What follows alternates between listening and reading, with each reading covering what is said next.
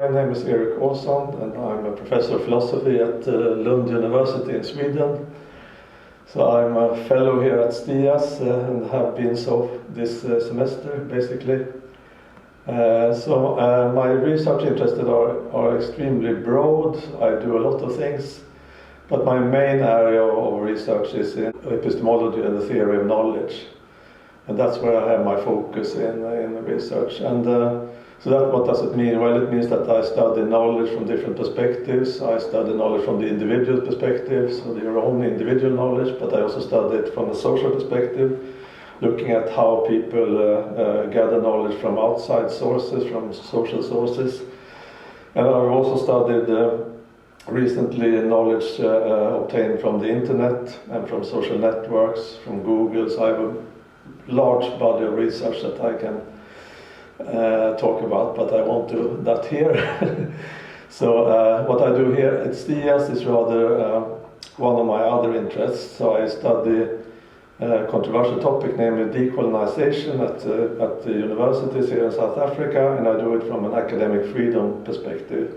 So the problem here is how much social justice can a university engage in and still remain a university, in the sense that it's a place for free scholarship to take place, and because there is an inherent conflict, I think, between having a very active, politically active university on the one hand and having a free space for scholarship on the other hand. So, and the way I do this here is that I used a document from UNESCO as a kind of a gold standard for academic freedom. So that's my standard for what academic freedom means, and I compare then various decolonisation and transformation plans at universities with this UNESCO document. So that's basically my research. So what I want to achieve in my project is to basically study this contrast or combination of social justice perspectives and academic freedom perspectives from an academic standpoint. So I'm not doing it from an activist standpoint. So I'm more interested in the intellectual issues that arise. For instance, what is academic freedom, and what does decolonisation mean?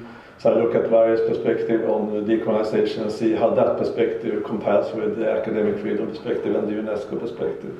So that's my main goal. So I'm not here to explain, how the politics here should be done. That's not my purpose. My purpose is more to clarify the issues and to clarify the concepts, because I believe that's where a philosopher could do interesting work.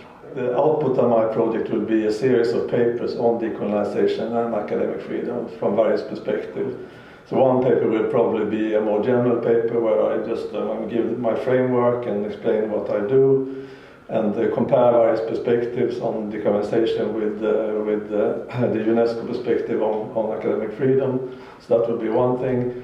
Another paper would be a paper where I dig more deeply into transformation plans at various universities in South Africa, and try to isolate various conceptions of decolonisation in those plans. And then I can use my first paper to say something about whether those ideas would be compatible with the UNESCO perspective on academic freedom.